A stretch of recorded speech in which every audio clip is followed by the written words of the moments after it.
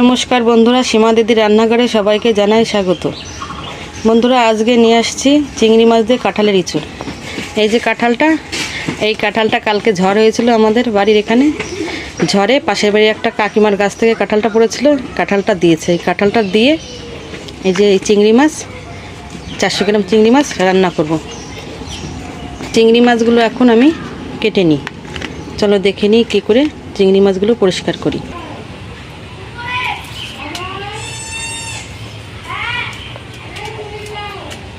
এইভাবে চিংড়ি মাছগুলো আমি সব কেটে নেব। এই যে চিংড়ি মাছ, এই যে দেখো চিংড়ি মাছটা ধুয়ে এনেছি। এখন আমি এই যে ইঁচড়টা এখন কেটে নেব।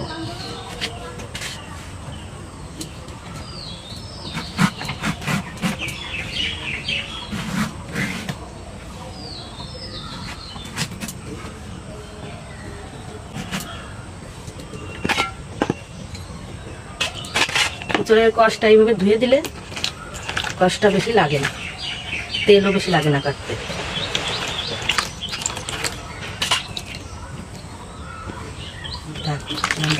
ধুয়ে নিয়ে কেটে নেব।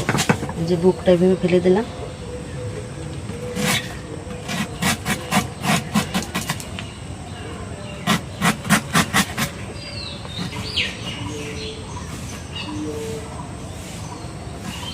এই যে পরিষ্কার হয়ে গেছে। এবার আমি কেটে নেব ছোটো ছোটো করে।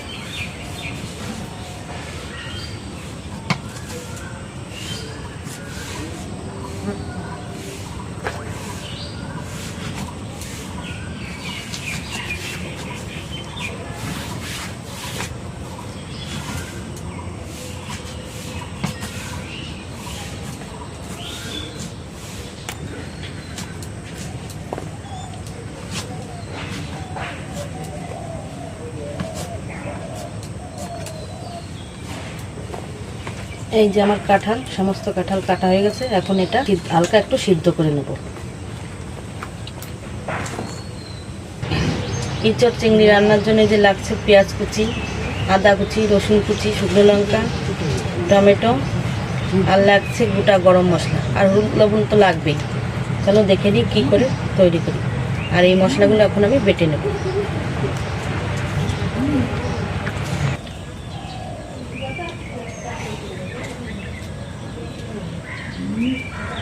এই যে ইঁচড়টা আমি এখন এই কড়াইতে সিদ্ধ দিয়ে দেবো। হালকা একটু সিদ্ধ করে নেব। আর এর সঙ্গে এই কটা একটা বড় সাইজের আলু দিয়ে দিচ্ছি।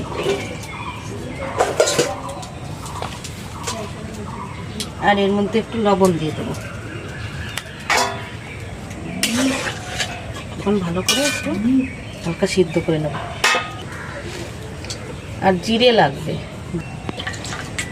জিরেটা আমি এখন বেটে নেব।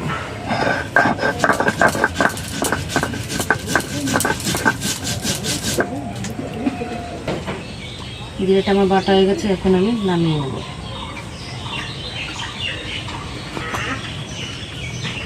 এবার আদা রসুন বেটে নেব।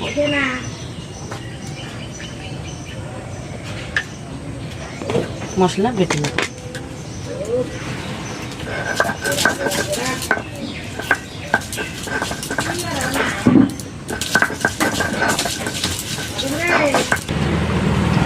এই যে আমার আদা রসুন বাটা হয়ে গেছে, এখন নামিয়ে নেব।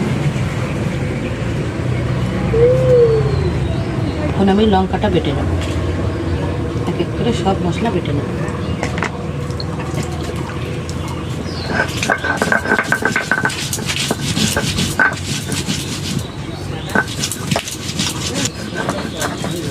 লঙ্কাটা এখন বাটা হয়ে গেছে, এখন নামিয়ে নেব।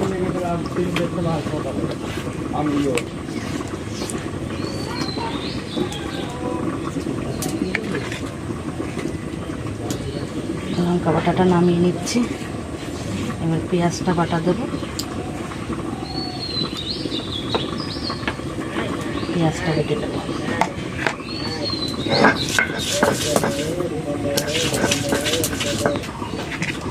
পেঁয়াজটাও বাটা হয়ে গেছে, এখন আমি নামিয়ে নেব।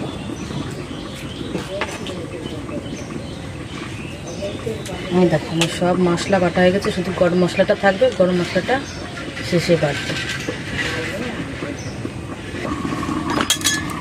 আমার এই যে ইঁচড়টাকে সেদ্ধ হয়ে গেছে, এখন নামিয়ে নেব। এই দেখো এঁচোড়টা সিদ্ধ হয়ে গেছে, নামিয়ে নেব। গরম হয়ে গেছে, এখন সাদা তেল দিয়ে দেবো।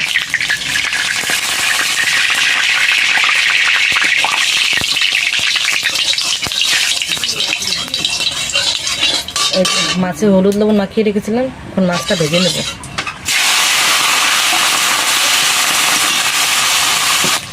আমার মাছটা এখন ভাজা হয়ে গেছে, এখন আমি মাছটা তুলে নেব।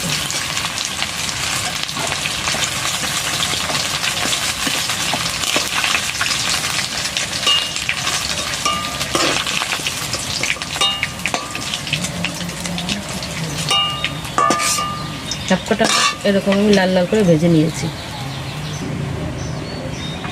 এবার আমি কড়াইতে আর একটু তেল দিয়ে মশলাটা কষিয়ে নেব। কড়াই আমার তেল গরম হয়ে গেছে, এখন আমি জিরে ফোড়ন আর শুকনো লঙ্কা ফোড়ন দিয়ে দেবো। তারপরে একে একে সব বাটা মশলাগুলো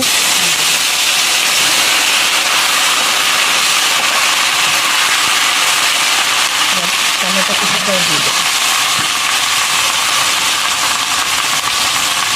একটা ধোয়া দিয়ে জল দিয়ে দেবো। এরপরে পরিমাণ মতো লবণ দিয়ে দেবো।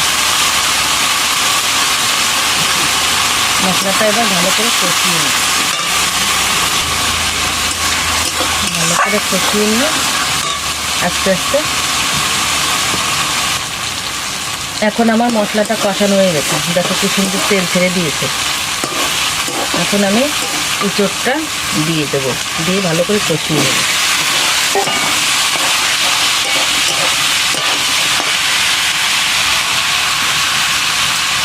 এবার আমি পরিমাণ মতন হলুদ দিয়ে দেবো। এবার ভালো করে 2 থেকে 3 মিনিট কষিয়ে নিয়ে গরম জল ঢেলে দেবো। আমার কাঁঠালের এঁচোড়টা এখন কষানো হয়ে গেছে ভালো করে, এখন আমি গরম জল দিয়ে দেবো।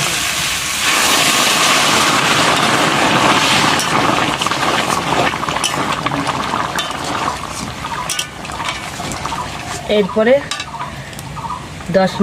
5 মিনিট ফুটিয়ে নেব। ফুটিয়ে নিয়ে চিংড়ি মাছ দিয়ে নামিয়ে নেব। এবার আমি চিংড়ি মাছটা দিয়ে দেবো।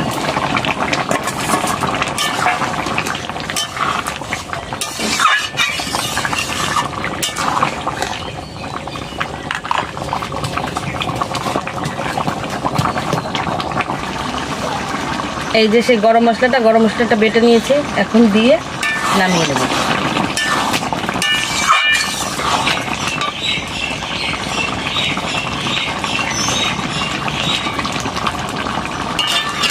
যে হয়ে গেছে রান্না, দেখো কালারটা কি দারুণ এসছে।